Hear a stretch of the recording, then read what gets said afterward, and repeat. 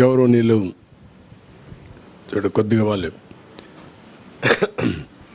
గౌరవనీయులు పవన్ కళ్యాణ్ గారు, గౌరవనీయులు సిద్ధార్థ సింగ్ గారు, పత్రికా విలేకరులకు అందరికీ నమస్కారాలు. ఇప్పుడే పవన్ కళ్యాణ్ గారు మీకు సూచనగా చెప్పడం జరిగింది. అయితే దీనిపైన చాలా తరో ఎక్సర్సైజ్ చేశాం. ఒక పక్కన తెలుగుదేశం పార్టీ, జనసేన ఇద్దరు కూడా కూర్చొని తరో ఎక్సర్సైజ్ చేసిన తర్వాత బీజేపీ సూచనలు కూడా కొంతవరకు తీసుకొని మేము ముందుకు వెళ్ళాం. ఎందుకంటే వాళ్ళు అక్కడ ఎన్డీఏ నేషనల్ స్థాయిలో మేనిఫెస్టో ఇచ్చారు, కానీ రాష్ట్ర స్థాయిలో ఎక్కడ కూడా మేనిఫెస్టోతో వాళ్ళు అసోసియేట్ కావడం లేదు. అయితే దీనికి పూర్తి సహకారం అందిస్తారనే ప్రగాఢ విశ్వాసం, అదే మరి నమ్మకం. అందుకే వారు కూడా వ్యక్తిగతంగా వచ్చి ఎండార్స్ చేయడానికి వారు ముందుకు వచ్చారు. కాబట్టి కేంద్ర సహకారం మెండుగా ఉంటుంది, పూర్తిగా ఉంటుంది. అదేవిధంగా ఈ యొక్క మేనిఫెస్టోను అమలు చేసే బాధ్యత జనసేన, తెలుగుదేశం రెండు పార్టీలు తీసుకుంటాం. ఇక్కడికి వచ్చినప్పుడు పోయిన సంవత్సరమే మేము సూపర్ 6 తీసుకొచ్చాం. ఈ సూపర్ 6లో 6 మేము ప్రధానంగా పెట్టాం. అందులో కూడా మీరు చూస్తే యువత నిర్వీర్యం అయిపోయింది. నేను ఎన్నోసార్లు అన్ని పబ్లిక్ మీటింగ్ మేము ముగ్గురు కూడా అదే మాట్లాడుతూ వచ్చాం. 3 రాజకీయ పార్టీలు కలిసాం. మా కలయిక ప్రజలు గెలవాలి, రాష్ట్రం నిలదొక్కోవాలి, మళ్ళా ప్రజల జీవితాలకు వెలుగు రావాలి. దీని మీదనే 3 పార్టీలు కూడా ఒక మాటలో చెప్పాలంటే ఒక నేషనల్ పార్టీ, అధికారంలో ఉండే పార్టీ, ఇటీవల ప్రజల్లోకి ఎక్కువ తిరిగిన జనసేన, 40 సంవత్సరాలుగా ఉండే తెలుగుదేశం పార్టీ అందరం కూడా అడ్జస్ట్మెంట్ చేసుకుని ఈ రాష్ట్రాన్ని కాపాడుకోవాలి, మళ్ళీ తెలుగు జాతికి పూర్వ వైభవం రావాలనే ఏకైక ఆకాంక్షతో మేమందరం కలిసి ముందుకు వచ్చాం. అందుకనే సూపర్ 6 మీరు చూసినప్పుడు ఒక 6 పాయింట్లని యువతకు 20 లక్షల ఉద్యోగాలు, 3,000 రూపాయల నిరుద్యోగ భృతి. యువత నిర్వీర్యం అయిపోయింది. మళ్ళీ అలాంటి యువతకి కాన్ఫిడెన్స్ ఇవ్వాల్సిన అవసరం ఉంది ఉద్దేశంతో ఈ కార్యక్రమాన్ని తీసుకున్నాం.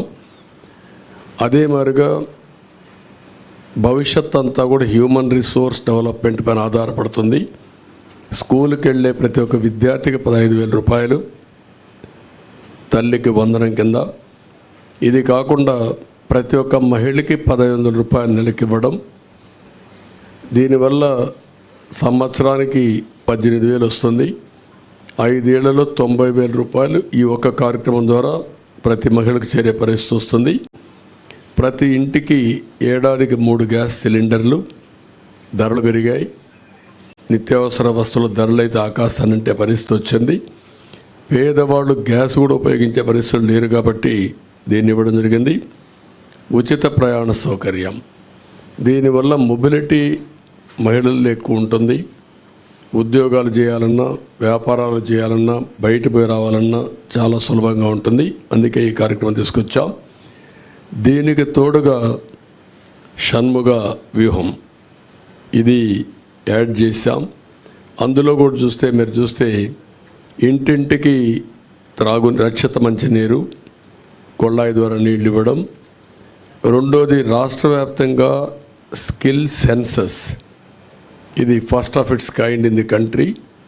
ఇంతవరకు కులగణన చేశాం. రిలీజియన్గా ఏ కమ్యూనిటీ ఎంతున్నారు, ఏ రిలీజియన్ ఎంతమంది ఉంటారో చేశాం. ఫస్ట్ టైం స్కిల్ గణన చేయడం. అంటే స్కిల్ ఎవరికి ఎలాంటి స్కిల్స్ ఉన్నాయి, ఎలాంటి స్కిల్స్ సమాజంలో మెరుగైన అవకాశాలు ఉంటాయి, ప్రపంచంలో ఎలాంటి డెవలప్మెంట్ జరుగుతాయి, ఎలాంటి స్కిల్స్ మన యువతకు కానీ అందరికి కానీ ఇవ్వగలిగితే ప్రొడక్టివిటీ పెరుగుతుంది అనే దానిపైన మెయిన్గా ఫోకస్ చేయడం కోసం దీన్ని పెట్టుకోవడం జరిగింది. ఇంకొక పక్క చిన్న మధ్య తరహా పరిశ్రమలకి, అంకుర సంస్థలకి ప్రాజెక్ట్ వ్యయంలో గరిష్టంగా 10 లక్షల రూపాయల సబ్సిడీ ఇవ్వడం. ఇది కాకుండా ఇంకొక పక్కన చూస్తే ఎన్డీఏ ప్రభుత్వం తెచ్చిన 10% ఈడబ్ల్యూఎస్ రిజర్వేషన్స్ అమలు చేస్తాం. అది economically middle class all OCs ఎవరైతే ఉన్నారో వాళ్ళల్లో 10% ఈడబ్ల్యూఎస్ రిజర్వేషన్స్ పెట్టి అందులో కూడా ఎకనామికలీ బ్యాక్వర్డ్కి రిజర్వ్ చేసి విద్యా ఉద్యోగాల్లో ప్రాధాన్యత ఇస్తాం.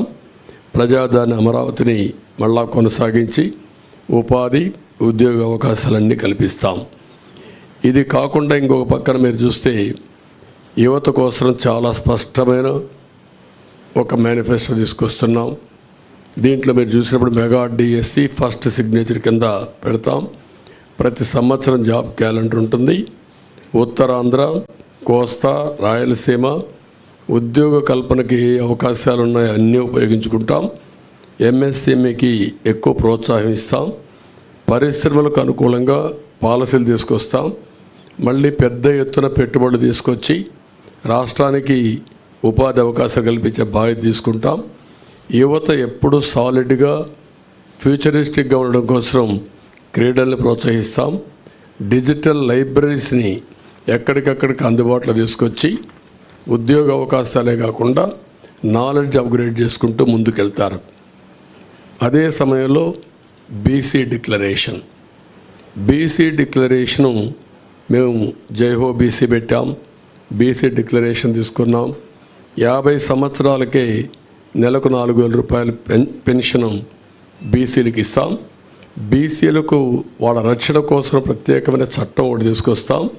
బీసీ సబ్ ప్లాన్ ద్వారా 5 ఏళ్లలో 1,50,000 కోట్లు ఖర్చు పెట్టి తద్వారా వారి యొక్క వృత్తిపరంగా చేతిపరంగా వాళ్ళకు పూర్తి సహకారం ఇచ్చి వాళ్ళ పైకి తీసుకొచ్చే కార్యక్రమాలు తీసుకుంటాం.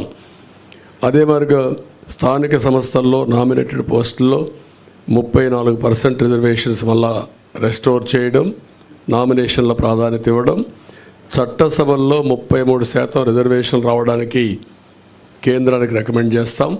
కేంద్రంతో సంప్రదిస్తాం. ఇది జరిగే వరకు వారికి అండగా ఉంటాం. తక్కువ జనాభాతో ఎక్కువ పోటీ చేయలేని వర్గాలకి నామినేటెడ్ పోస్టుల ద్వారా రాజ్యాధికారంలో భాగస్వాములు చేస్తాం. ఇది కాకుండా బీసీ వాళ్ళ కులాల దామాషా ప్రకారం 140 బీసీ కులాలు ఉన్నాయి. ఆ కులాల్లో కొంతమంది ఎక్కువ ఉన్నారు, కొంతమంది తక్కువ ఉన్నారు. అందరి యొక్క జనాభా దామాషా వారి యొక్క ఎకనామిక్ కండిషన్ బట్టి వాళ్ళందరినీ కూడా ఎవాల్యుయేట్ చేస్తాం. దీని ప్రకారం కార్పొరేషన్లు పెట్టి అన్ని కార్పొరేషన్లకు నిధులిచ్చి తద్వారా వాళ్ళని ఆర్థికంగా పైకి తేవడం కోసం కృషి చేస్తాం. స్వయం ఉపాధికి ప్రతి సంవత్సరం ఒక 10,000 కోట్లు ఖర్చు పెడతాం బీసీల కోసం. ఇంకొక పక్క ఆదరణ కింద ఒక 5,000 కోట్లు ఖర్చు పెట్టి ఆధునిక పనిముట్లు అప్పజెప్పి వాళ్ళ యొక్క వృత్తిపరంగా చేసుకునే పనుల్లో ఆదాయాన్ని పెంచడం కోసం ముందుకు పోతాం. ఒక్కొక్క కులంలో వారసత్వంగా కొన్ని వృత్తులు వస్తూ ఉంటాయి. ఈరోజు యాదవులు ఉన్నారు. యాదవులు ఎప్పుడు కూడా పాడి పరిశ్రమ పైన ఎక్కువ ఆధారపడతారు. అందుకే ఈసారి పాడి పరిశ్రమకు కూడా ఇన్సూరెన్స్ పెట్టి అన్ని ఆవులు కానీ గేదెలు కానీ వీటికన్నిటికి ఇన్సూరెన్స్ పెట్టి ఎక్కువ రుణాలు ఇచ్చి ఆధునీకరణలో వాళ్ళని కూడా ఇన్వాల్వ్ చేసి వాళ్ళని డెవలప్ చేస్తాం. అదే మరి కురబ కులస్తులను చూస్తే గొర్రెల పెంపకంలో కూడా వాళ్ళు ఉంటారు. ఈరోజు అత్యాధునిక ప్రమాణాలతో మనం డెవలప్ చేసే అవకాశాలు ఉన్నాయి. అలాంటి పరిస్థితుల్లో వారికి ఇది వృత్తిపరంగా వారిని ఎంపవర్ చేస్తాం.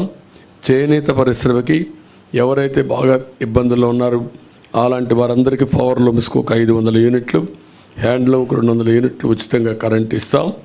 24,000 రూపాయలు సంవత్సరానికి వాళ్ళకి ఇచ్చే బాధ్యత తీసుకుంటాం.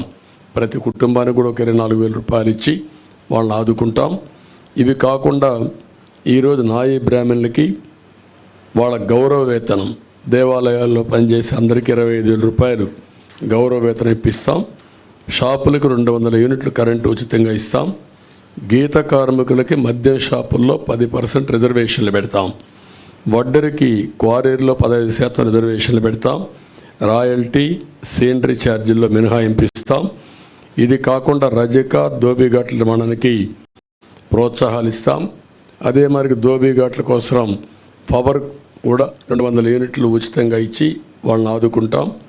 మత్స్యకారులు ఎవరైతే ఉన్నారో విరామ సమయంలో వేటకు పోలేని సమయంలో 20,000 రూపాయల ఆర్థిక సహాయం చేసి 217 జీవోని రద్దు చేస్తాం. వారిని అన్ని విధాలు ఆదుకోవడానికి బోట్ల మరమ్మతులు కానీ కొత్త బోట్లు కొనియడం కానీ ఇవన్నీ చేస్తాం. ఎక్కడికక్కడ ఏవైతే ఈ చిన్న చిన్న పోర్ట్స్ ఇవన్నీ ఉన్నాయో దానికి కూడా ప్రాధాన్యత ఇచ్చి వారిని ఆదుకోవడం కోసం ముందుకెళ్తాం. స్వర్ణకారుల అభివృద్ధి కోసం కొత్తగా ఒక కార్పొరేషన్ పెడతాం, వారిని కూడా ఆదుకుంటాం. ఎవరైతే ఈ ప్రభుత్వంలో అతి దారుణంగా తోట చంద్రయ్య, అమర్నాథ్ గౌడ్, జల్లయ్య యాదవ్, పాల సుబ్బారావు ఇలాంటి వ్యక్తులను అతి క్రూరంగా చంపేశారు, ఆ కేసులన్నీ రీఓపెన్ చేస్తాం. తప్పకుండా కఠినంగా యాక్షన్ చేసి వాళ్ళందరిపైన కఠిన చర్యలు తీసుకొని వాళ్ళ ఆత్మకు శాంతి కలిగే విధంగా బీసీల కోసం మేము పనిచేస్తాం. ఇంకొక పక్క మహిళలు ఉన్నారు. నేను ముందే సూపర్ 6లో 4 కార్యక్రమాలు మహిళలకే ఇచ్చాం. అదే సమయంలో డాక్రా సంఘాలకి ఎంపవర్ చేయడం కోసం 10 లక్షల రూపాయల వరకు రుణాలు ఇచ్చి వడ్డీ లేని రుణాలు ఇచ్చి వాళ్ళని ఆదుకుంటాం.